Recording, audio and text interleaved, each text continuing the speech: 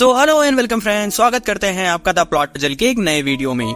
कहानी की शुरुआत में हम एक स्पेस लेबोरेटरी को देख पाते हैं जिसमें म्यूटेशन की वजह से एक चूहा एक मॉन्स्टर में बदल जाता है और उस स्टेशन के सभी साइंटिस्टों को जान से मार देता है।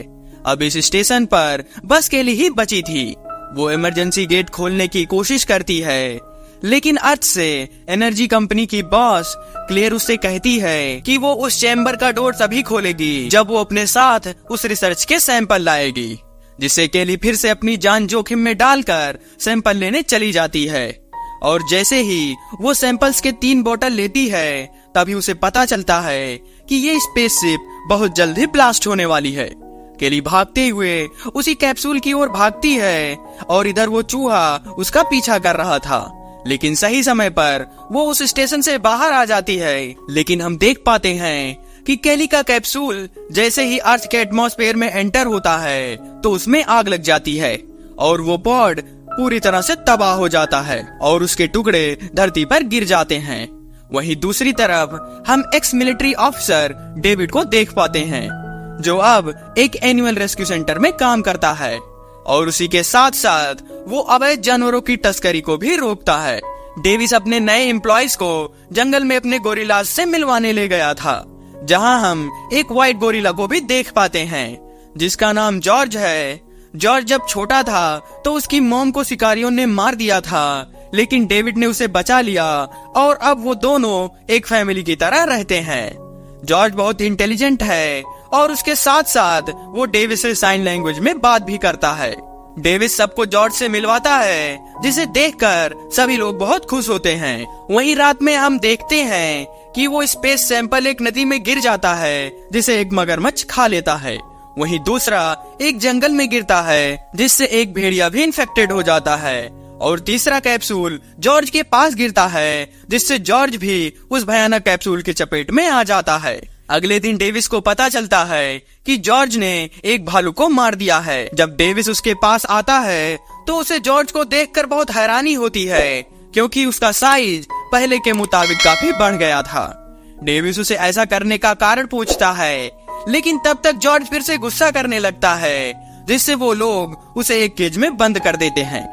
वहीं एनर्जी कंपनी की मालकिन क्लेयर को ये भी पता चल गया था कि वो सैंपल्स अब अर्थ पर आ गए हैं और अब तुम सबको जल्द से जल्द उस सैंपल को ढूंढना होगा। उसकी पूरी टीम कैप्सूल को ढूंढने निकल जाती है। अगली सुबह न्यूज में दिखाया जाता है कि एनर्जी कंपनी का स्पेसशिप ब्लास्ट होने की वजह से उसका मलबा जू में गिर गया था, जिसकी वजह से वहाँ के कुछ एनिमल्स मारे गए। यहाँ पर ये सारी खबर केट नाम की एक जेनेटिक इंजीनियर भी सुन रही थी। न्यूज सुनने के बाद वो डेविस के पास जाती है और उससे कहती है कि वो उसे उसके कैप्सूल को वापस कर दे, लेकिन डेविस उसे यहाँ से जाने को बोलता है। लेकिन तब केट उससे कहती है कि अगर उसने उसके गोरिल्ला की मदद नहीं करी तो धीरे धीरे वो एक बहुत ही भयानक मॉन्स्टर में बदल जाएगा। जिसके बाद डेविस उसे अपने जॉर्ज के पास ले जाता है, जहाँ केट उसे बताती है कि एनर्जी कंपनी ने डीएनए को मॉडिफाई किया था, जिसकी वजह से तुम्हारा जॉर्ज एक मॉन्स्टर में बदल गया है, लेकिन मेरे पास उसका इलाज है। लेकिन तभी जॉर्ज बहुत एग्रेसिव हो जाता है और अपने पिंजड़े को तोड़ देता है। डेविस उसे रोकने की बहुत कोशिश करता है, लेकिन वो डेविस की बात नहीं मानता और भागते हुए रोड तक चला जाता है, जिससे पुलिस उसे चारों ओर से घेर लेती है। लेकिन डेविस उसे किसी तरह शांत कर लेता है। लेकिन तभी एक ऑफिसर हेलीकॉप्टर से उस पर ट्रैंक्विलाइजर शूट करता है, जिससे वो गोरिल्ला वहीं पर बेहोश हो जाता है।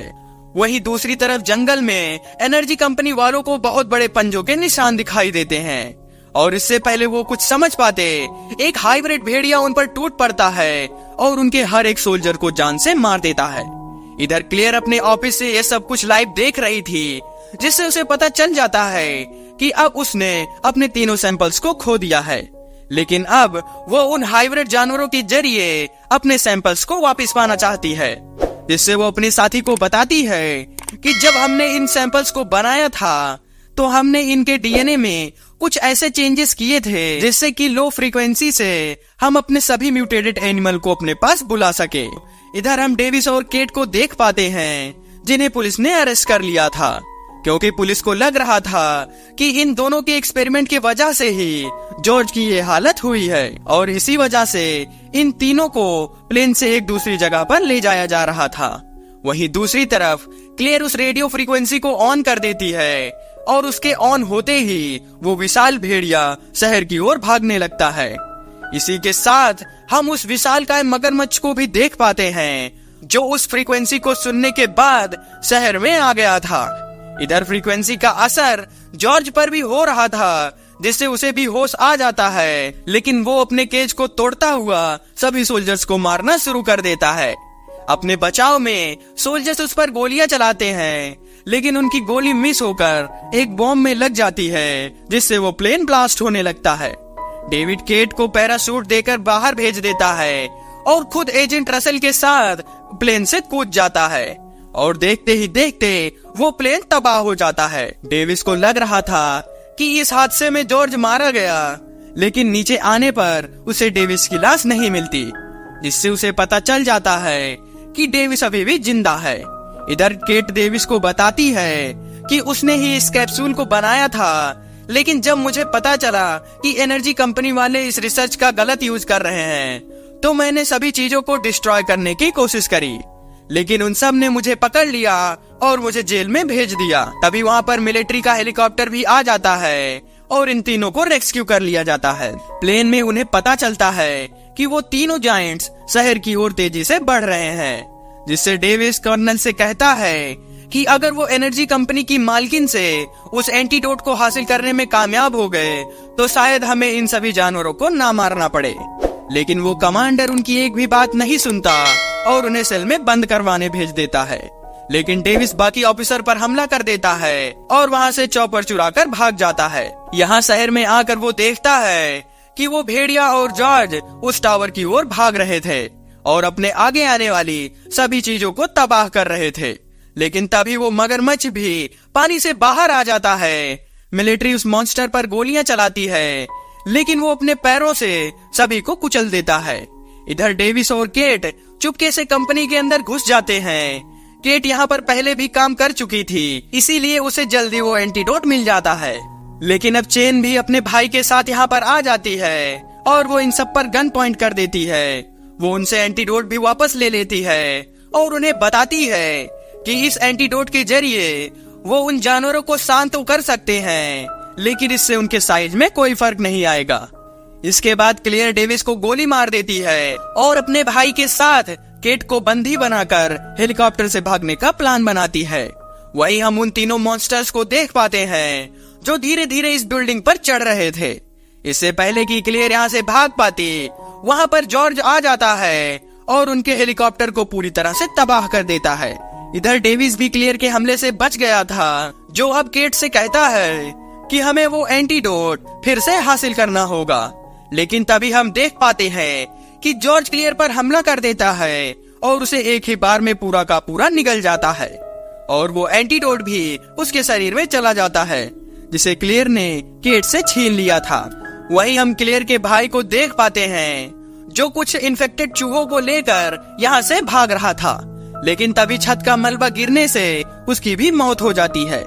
इधर वो मगरमच्छ भी अब छत पर पहुंच गया था और वो उस पूरे टावर को तबाह कर देता है। इससे पहले कि वो पूरी बिल्डिंग तबाह होती, केट और डेविस एक हेलीकॉप्टर से अपनी जान बचा लेते हैं। बिल्डिंग नीचे गिरने की वजह से वो तीनों जायंट्स उसके अंदर दब जाते हैं, लेकिन कुछ देर बाद जॉर्ज मलबे से बाहर आ जाता है और वो डेविस से बात भी करता है। लेकिन तभी वो क्रोकोडाइल और वुल्फ भी बाहर आ जाते हैं और अब इन तीनों में घमासान शुरू हो जाता है। वहीं आर्मी इस जगह को एटॉमिक बॉम्ब से उड़ाने वाली थी। क्रोकोडाइल सबसे पहले वुल्फ को 2 टुकड़ों में चीर देता है। इधर डेविस क्रोकोडाइल को रोकने के लिए उस पर हमला करता है, लेकिन रॉकेट लॉन्चर से भी उस पर कुछ खास फर्क नहीं पड़ता और वो जॉर्ज को भी अधमरा कर देता है। डेविस उस पर काफी गोलियां चलाता है, लेकिन उस पर उन गोलियों का कोई भी फर्क नहीं पड़ता। लेकिन तभी जॉर्ज एक आयरन रॉड को उस मगरमच्छ के सिर में गाड़ देता है और उसे जान से मार देता है। और इसी के साथ इस मूवी की एंडिंग हो जाती है। If you like the video then share